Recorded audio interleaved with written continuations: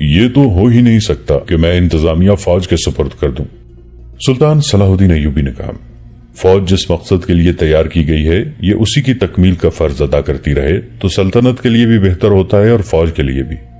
جس طرح ایک کوتوال سالار نہیں بن سکتا، اسی طرح کوئی سالار کوتوال کے فرائض سر انجام نہیں دے سکتا۔ البتہ سالار کو یہ ضرور معلوم ہونا چاہیے کہ کوتوال کیا کر رہے ہیں۔ ہر سالار کو باخبر رہنا چاہیے کہ انتظامیہ کیا کر رہی ہے، کیا واقعی فرائض میں کوتاہی تو نہیں ہو رہی۔ میرے رفیقو، ہمیں خدا نے تاریخ کی سب سے زیادہ کڑی آزمائش میں ڈال دیا ہے۔ مصر کے حالات آپ نے سن لیے ہیں۔ سوڈان کا حملہ ناکام ہو گیا ہے۔ تقی الدین اپنی غلطیوں کے بدولت سوڈان کے صحرا میں پھنس کے رہ گیا ہے۔ اس کی فوج چھوٹی چھوٹی ٹولیوں میں بکھر گئی ہے۔ اس کی پسپائی بھی ممکن نظر نہیں آتی۔ میں کہہ نہیں سکتا کہ محترم زنگی کرک فتح کر لیں گے یا نہیں، لیکن اسے بھی میں اپنی ناکامی کہتا ہوں۔ آپ انتہائی مشکل حالات میں بھی میدان جنگ میں دشمن کو شکست دے سکتے ہیں، مگر دشمن نے جس محاذ پر حملہ کیا ہے اس پر دشمن کو شکست دینا آپ کے لیے بظاہر آسان نظر نہیں آتا۔ آپ تیغزن ہیں، صحراؤں کا سینہ چیر سکتے ہیں، مگر مجھے خطرہ نظر آ رہا ہے کہ صلیبیوں کے اس محاذ پر آپ ہتھیار ڈال دیں گے۔ حاضرین میں سے چند ایک جوشیلی اور پرعزم آوازیں سنائی تیں۔ سلطان ایوبی نے کہا، اس وقت جو فوج مصر میں ہے وہ جب شبک اور کرک کے محاذ سے مصر گئی تھی تو اس کے کمانداروں اور عہدیداروں کا جذبہ بالکل ایسا ہی تھا جیسا آج آپ کا ہے۔ اگر قاہرہ پہنچ کر جب انہوں نے دشمن کے سبز باغ دیکھے تو بغاوت کے لیے تیار ہو گئے۔ اب اس فوج کی کیفیت یہ ہے کہ آپ اس پر بھروسہ نہیں کر سکتے۔ ہم ایسے ایک ایک کماندار اور عہدیدار کو قتل کر کے دم لیں گے۔ ایک سالار نے کہا، ہم سب پہلے اپنی صفوں کو غداروں سے پاک کریں گے۔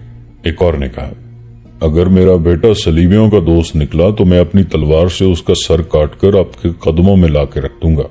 ایک بوڑھے نائب سالار نے کہا، میں اس قسم کی جوشیلی اور جذباتی باتوں کا قائل نہیں۔ سلطان ایوبی نے کہا، حاضرین کا جوش غضبناک ہو گیا۔ یہ وہ لوگ تھے جو سلطان ایوبی کے سامنے بات کرنے سے ڈرا کرتے تھے، مگر اب یہ سن کر کہ ان کی فوج کی وہ نفری جو مصر میں ہے دشمن کی تخریب کاری کا شکار ہو کر اپنی سلطنت کے خلاف بغاوت پر اتر آئی ہے تو وہ لوگ آگ بگولا ہو گئے۔ ایک نے سلطان ایوبی کو یہاں تک کہہ دیا، آپ ہمیں ہمیشہ تحمل سے سوچنے اور بردباری سے عمل کرنے کی تلقین کرتے ہیں، مگر بعض حالات ایسے ہوتے ہیں جنہیں تحمل اور بردباری اور زیادہ بگاڑ دیتی ہے۔ ہمیں اجازت دیں کہ قاہرہ تک ہم ایک بھی پڑاؤ نہ کریں۔ ہم آرام اور خوراک کے بغیر متواتر سفر کریں گے۔ ہم اس فوج کو نہتہ کر کے قید کر لیں گے۔ صلاح الدین ایوبی کے لیے ان حکام پر قابو پانا محال ہو گیا۔ انہوں نے کچھ اور باتیں کہہ سن کر مجلس برخاست کر دی۔ الصبح فوج نے کوچ کیا۔ یہ کوچ ترتیب سے ہو رہا تھا۔ سلطان ایوبی اپنے عملے کے ساتھ الگ تھلگ جا رہے تھے۔ انہوں نے دیکھا کہ علی بن سفیان ان کے ساتھ نہیں تھا۔ شام تک فوج کو 2 مرتبہ کچھ دیر کے لیے روکا گیا۔ شام گہری ہونے کے بعد بھی فوج چلتی رہی۔ رات کا پہلا پہر ختم ہو رہا تھا جب سلطان ایوبی نے رات کے قیام کے لیے فوج کو روکا۔ سلطان کھانے سے فارغ ہوئے تو علی بن سفیان آ گیا۔ سارا دن کہاں رہے علی؟ سلطان ایوبی نے پوچھا۔ گزشتہ رات میرے دل میں ایک شک پیدا ہو گیا تھا، علی بن سفیان نے جواب دیا۔ اس کی تصدیق یا تردید کے لیے سارا دن فوج میں گھومتا پھرتا رہا۔ کیسا شک؟ آپ نے رات دیکھا نہیں تھا کہ تمام سالار، کماندار اور عہدیدار کس طرح اس فوج کے خلاف بھڑک اٹھے تھے جو مصر میں ہے؟ علی بن سفیان نے کہا۔ مجھے شک ہونے لگا تھا کہ یہ اپنے اپنے دستوں کو بھی اسی طرح بھڑکائیں گے۔ میرا شک صحیح ثابت ہوا۔ انہوں نے تمام تر فوج کو مصر کی فوج کے متعلق ایسی باتیں بتائی ہیں کہ تمام فوج انتقامی جذبے سے مشتعل ہو گئی ہے۔ میں نے سپاہیوں کو یہ کہتے سنا ہے کہ ہم محاذوں پر زخمی اور شہید ہوتے ہیں اور ہمارے ہی ساتھی قاہرہ میں عیش کرتے اور اسلامی پرچم کے خلاف علم بغاوت بلند کرنا چاہتے ہیں۔ ہم جاتے ہی انہیں ختم کریں گے، پھر سوڈان میں پھنسی ہوئی فوج کی مدد کو پہنچیں گے۔ قابل صد احترام امیر، اگر ہم نے کوئی پیش بندی نہ کی تو قاہرہ میں پہنچتے ہی خانہ جنگی شروع ہو جائے گی۔ ہماری یہ فوج انتظامی جذبے کے زیر اثر غصے میں ہے اور ہماری مصر والی فوج پہلے ہی بغاوت کے بہانے ڈھونڈ رہی ہے۔ مجھے اس پر تو خوشی ہے کہ مسلسل مارکوں کی تھکی ہوئی اس فوج میں یہ جذبہ پیدا ہو گیا ہے۔ سلطان ایوبی نے کہا، مگر ہمارا دشمن یہی چاہتا ہے کہ ہماری فوج کو 2 حصوں میں بانٹ کر آپس میں ٹکرا دیا جائے۔ وہ گہری سوچ میں پڑ گئے، پھر کہنے لگے، جب ہم قاہرہ سے خاصا دور ہوں گے تو میں ذمہ دار اور ذہین قاصد بھیج کر مصر والی فوج کو کسی دوسرے راستے سے کرک کی سمت کوچ کا حکم دے دوں گا۔ شاید میں خود آگے چلا جاؤں اور اس فوج کو کوچ کرا دوں تاکہ یہ فوج جو ہمارے ساتھ ہے جب وہاں پہنچے تو وہاں اسے فوج کا کوئی سپاہی نظر نہ آئے۔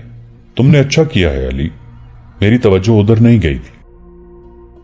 وہ پراسرار و غیبدان جس کا متعلق سرحد کے دیہاتی علاقوں میں مشہور ہو گیا تھا کہ آسمان سے آیا ہے، خدا کا دین لایا ہے اور مرے ہوں کو زندہ کرتا ہے، اپنے مصاحبوں کے قافلے کے ساتھ سفر کرتا تھا۔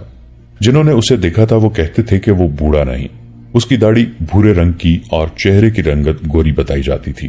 اس نے سر کے بال بڑھا رکھے تھے، لوگ بتاتے تھے کہ اس کی شربتی آنکھوں میں پورے چاند جیسی چمک ہے اور اس کے دانت ستاروں کی طرح سفید اور شفاف ہیں۔ اس کا قد اونچا اور جسم گٹھا ہوا بتایا جاتا تھا اور وہ بولتا تھا تو سننے والے مسحور ہو جاتے تھے۔ اس کے ساتھ بہت سے مصاحب اور بہت سے اونٹ تھے۔ سامان والے اونٹ الگ تھے، جن میں سے بعض پر بہت بڑے بڑے مٹکے لدے ہوئے تھے۔ اس کا قافلہ آبادی سے دور رکتا اور وہ وہیں لوگوں سے ملتا تھا، کسی آبادی میں نہیں جاتا تھا۔ وہ ایک جگہ سے کوچ کرتا تو اس کے آگے آگے کچھ لوگ اونٹ اور گھوڑے بگا دیتے تھے اور راستے میں آنے والے گاؤں اور بستیوں میں خبر کر دیتے تھے کہ وہ آ رہا ہے۔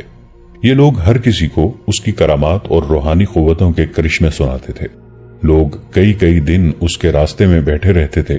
جس رات علی بن سفیان صلاح الدین ایوبی کو بتا رہے تھے کہ محاذ سے قاہرہ کو جانے والی فوج مصر میں مقیم فوج کے خلاف مشتعل ہو گئی ہے، اس رات وہ غیب دان قاہرہ سے بہت دور ایک نخلستان میں خیمہ زن ہوا۔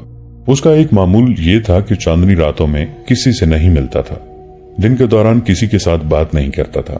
اندھیری راتیں اسے پسند تھیں۔ اس کی محفل ایسی قندیلوں سے روشن ہو جاتی تھی جن میں سے ہر ایک کا رنگ دوسری سے مختلف تھا۔ ان روشنیوں کا بھی ایک تاثر تھا جو حاضرین محفل کے لیے طلسماتی تھا۔ وہ جہاں خیمہ زن ہوا تھا اس سے کچھ دور ایک بستی تھی جس میں زیادہ تر مسلمان اور کچھ سوڈانی حبشی رہتے تھے۔ اس بستی میں ایک مسجد بھی تھی جہاں کا امام ایک خاموش طبیعت انسان تھا۔ ایک جوان سال آدمی کوئی 1.5-2 مہینوں سے اس کے پاس دینی تعلیم حاصل کرنے آیا کرتا تھا۔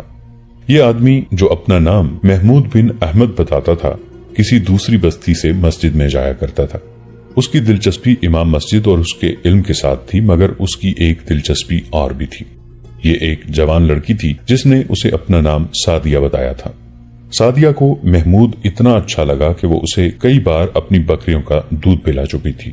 اس کی پہلی ملاقات بستی سے دور ایک ایسی جگہ ہوئی تھی جہاں سعدیہ اپنی 4 بکریاں اور 2 اونٹ چرانے اور انہیں پانی پلانے کے لیے لے گئی تھی۔ محمود وہاں پانی پینے کے لیے رکا تھا۔ سعدیہ نے اس سے پوچھا کہ وہ کہاں سے آیا ہے اور کہاں جا رہا ہے۔ محمود نے کہا تھا کہ نہ کہیں سے آ رہا ہوں نہ کہیں جا رہا ہوں۔ سعدیہ سادگی سے ہنس پڑی تھی۔ جواب ہی کچھ ایسا تھا۔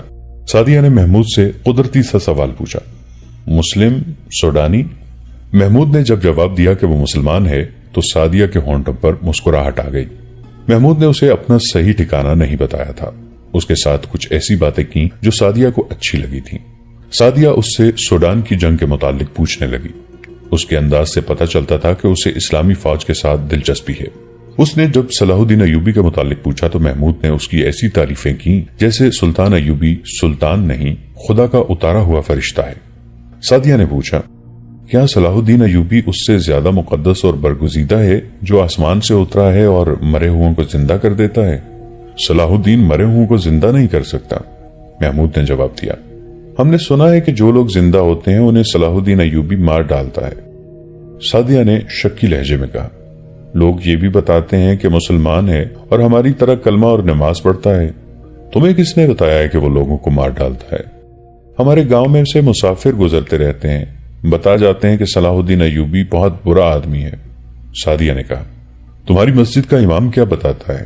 محمود نے پوچھا۔ وہ بہت اچھی باتیں بتاتا ہے، سعدیہ نے کہا۔ وہ سب کو کہتا ہے کہ صلاح الدین ایوبی اسلام کی روشنی سارے مصر اور سوڈان میں پھیلانے آیا ہے اور اسلامی خدا کا سچا دین ہے۔ محمود اس کے ساتھ اسی موضوع پر باتیں کرتا رہا تھا۔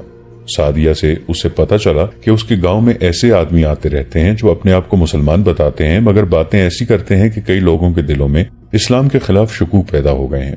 محمود نے سعدیہ کے شکوک رفع کر دیے اور اپنی ذات، میٹھی زبان اور شخصیت کا اس پر ایسا اثر پیدا کیا کہ سعدیہ نے بےتابی سے کہا کہ وہ اکثر یہیں بکریاں چرانے آیا کرتی ہے اور محمود جب کبھی ادھر آئے اسے ضرور ملے۔ محمود اسے جذبات اور حقائق کے درمیان بھٹکتا چھوڑ کر اس کے گاؤں کی طرف چلا گیا۔ سعدیہ یہ سوچتی رہ گئی کہ وہ کون ہے، کہاں سے آیا ہے اور کہاں جا رہا ہے۔ اس کا لباس اسی علاقے کا تھا مگر اس کی شکل و صورت اور اس کی باتیں بتاتی تھیں کہ وہ اس علاقے کا رہنے والا نہیں۔ سعدیہ کے شکوک صحیح تھے۔ محمود بن احمد دیہاتی علاقے کا رہنے والا نہیں تھا، سکندریہ شہر کا باشندہ تھا اور وہ علی بن سفیان کی داخلی جاسوسی انٹیلیجنس کا ایک ذہین کارکن تھا۔ وہ کئی مہینوں سے اپنے فرض کی ادائیگی کے لیے سرحدی دیہات میں گھوم پھر رہا تھا۔ اس نے کھانے پینے اور رہنے کا انتظام خفیہ رکھا ہوا تھا۔ اس کے ساتھ چند اور جاسوس تھے جو اس علاقے میں پھیلے ہوئے تھے۔ وہ کبھی کبھی اکٹھے ہوتے اور ان کے جو مشاہدات ہوتے وہ اپنے کسی ایک ساتھی کے سپرد کر کے اسے قاہرہ بھیج دیتے تھے۔ اس طرح علی بن سفیان کے شعبے کو پتہ چلتا رہتا تھا کہ سرحدی علاقے میں کیا ہو رہا ہے۔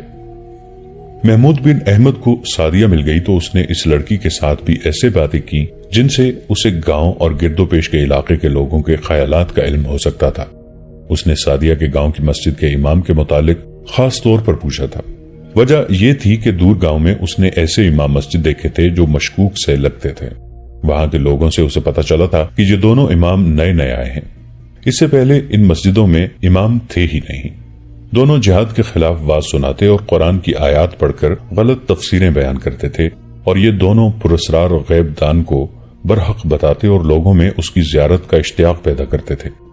محمود اور اس کے ان دو ساتھیوں نے ان دونوں اماموں کے متعلق پوری رپورٹ قاہرہ بھیج دی تھی، اور اب وہ سعدیہ کے گاؤں جا رہا تھا۔ اسے یہ سن کر بہت خوشی ہوئی تھی کہ اس گاؤں کا امام سلطان ایوبی کا مرید اور اسلام کا علمبردار ہے۔ اس نے اسی مسجد کو اپنا ٹھکانہ بنانے کا فیصلہ کر لیا۔ وہ مسجد میں گیا اور امام سے ملا۔ اپنا جھوٹا تعارف کرا کے اس نے کہا کہ وہ مذہبی علم کی تلاش میں مارا پھر رہا ہے۔ امام نے اسے تعلیم دینے کا وعدہ کیا اور اسے مسجد میں ہی رہنے کی پیشکش کی۔ محمود مسجد میں قید نہیں ہونا چاہتا تھا۔ اس نے امام سے کہا کہ وہ 2-3 روز بعد اپنے گھر جایا کرے گا۔ اس نے امام کو بھی اپنا نام نہیں بتایا تھا۔ امام نے اس سے نام پوچھا تو اس نے کچھ اور نام بتا دیا۔ یہ پوچھا کہ وہ کہاں کا رہنے والا ہے تو اس نے دور کسی سرحدی گاؤں کا نام بتایا۔ امام مسکرایا اور آہستہ سے بولا، محمود بن احمد، مجھے خوشی ہوئی ہے کہ تم اپنے فرائض سے بے خبر نہیں۔ سکندریہ کے مسلمان فرض کے پکے ہوتے ہیں۔ محمود ایسا چونکا جیسے بیدک اٹھا ہو۔ وہ سمجھا کہ یہ امام صلیبیوں کا جاسوس ہے، لیکن امام نے اسے زیادہ دیر تک شک میں نہ رہنے دیا اور کہا، میں محسوس کرتا ہوں کہ مجھے کم از کم تمہارے سامنے اپنے آپ کو بے نقاب کر دینا چاہیے۔ میں تمہارے ہی محکمے کا آدمی ہوں۔ میں تمہارے تمام ساتھیوں کو جو اس علاقے میں ہیں جانتا ہوں۔ مجھے تم میں سے کوئی بھی نہیں جانتا۔ میں محترم علی بن سفیان کے اس عملے کا آدمی ہوں جو دشمن پر نظر رکھنے کے ساتھ ساتھ اپنے جاسوسوں پر بھی نظر رکھتا ہے۔ میں امام بن کر جاسوسی کا کام کر رہا ہوں۔ پھر میں آپ کو دانش مند آدمی نہیں کہوں گا، محمود بن احمد نے کہا۔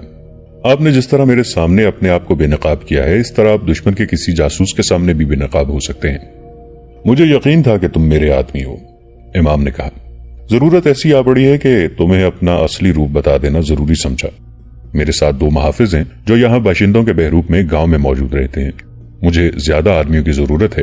اچھا ہوا کہ تم آ گئے۔ اس گاؤں میں دشمن کے تخریب کار آ رہے ہیں۔ تم نے اس آدمی کے متعلق سنا ہوگا جس کے متعلق مشہور ہو گیا کہ وہ مستقبل کے اندھیرے کی خبر دیتا ہے اور مرے ہوں کو زندہ کرتا ہے۔ یہ گاؤں بھی اس کی اندیکھی کرامات کی زد میں آ گیا ہے۔ میں نے گاؤں والوں کو شروع میں بتایا تھا کہ یہ سب جھوٹ ہے اور لاشوں میں کوئی انسان جان نہیں ڈال سکتا، مگر اس کی شہرت کا جادو اتنا سخت ہے کہ لوگ میرے خلاف ہونے لگے۔ میں سنبھل گیا کیونکہ اس مسجد سے نکلنا نہیں چاہتا تھا۔ مجھے ایک اور اڈے اور ٹھکانے کی ضرورت ہے۔ یہاں کے گمراہ کیے ہوئے لوگوں کو اسلام کا سیدھا راستہ بھی دکھانا ہے۔ 15-20 روز گزرے، رات کو 2 آدمی میرے پاس آئے۔ میں اکیلا تھا۔ ان دونوں کے چہروں پر نقاب تھے۔ انہوں نے مجھے دھمکی دی کہ میں یہاں سے چلا جاؤں۔ میں نے انہیں کہا کہ میرا اور کوئی ٹھکانہ نہیں۔ انہوں نے کہا کہ اگر یہاں رہنا چاہتے ہو تو درس بند کر دو اور اس کی باتیں کرو جو آسمان سے آیا ہے اور خدا کا سچا مذہب لایا ہے۔ میں دونوں کا مقابلہ کر سکتا تھا۔ ہتھیار ہر وقت اپنے پاس رکھتا ہوں، لیکن میں لڑ کر قتل کر کے یا قتل ہو کر اپنا فرض پورا نہیں کر سکتا تھا۔ میں نے عقل سے کام لیا اور انہیں یہ تاثر دیا کہ آج سے وہ مجھے اپنا آدمی سمجھیں۔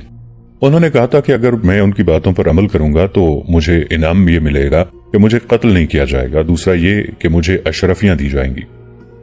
پھر آپ نے اپنے واز اور خطبے کا رنگ بدل دیا ہے؟ محمود نے پوچھا۔ کسی حد تک، امام نے جواب دیا۔ میں اب دونوں قسم کی باتیں کرتا ہوں۔ مجھے اشرفیوں کی نہیں، اپنی جان کی ضرورت ہے۔ میں اپنا فرض ادا کیے بغیر مرنا نہیں چاہتا۔ میں گاؤں سے باہر جا کر تمہیں یا تمہارے کسی ساتھی کو ڈھونڈنا بھی نہیں چاہتا، کیونکہ اس کی جان بھی خطرے میں پڑ جاتی۔ خدا نے خود ہی تمہیں میرے پاس بھیج دیا ہے۔ میرے محافظ اس رات میرے پاس نہیں تھے۔ اب تم ہی میرے ساتھ رہو۔ تم میرے شاگرد کی حیثیت سے میرے ساتھ رہو گے۔ تم سیدھی سادی گنواروں کی سی باتیں کیا کرنا. گاؤں میں 4-5 آدمی ایسے ہیں جو ہمارا ساتھ دے سکتے ہیں. اگر ہمیں قریب کوئی سرحدی دستہ مل جاتا ہے تو ہمارا مقصد پورا ہو سکتا ہے، مگر ہمارے سرحدی دستوں کا کسی کماندار پر بھروسہ کرنا بڑا خطرناک ہے. دشمن نے اشرافیوں اور عورتوں سے انہیں اپنے ساتھ ملا لیا ہے. وہ تنخواہ ہمارے خزانے سے لیتے ہیں اور کام دشمن کا کرتے ہیں. محمود بن احمد ان کے پاس رک گیا. اسی روز امام نے اسے اپنے دونوں محافظوں سے ملا دیا.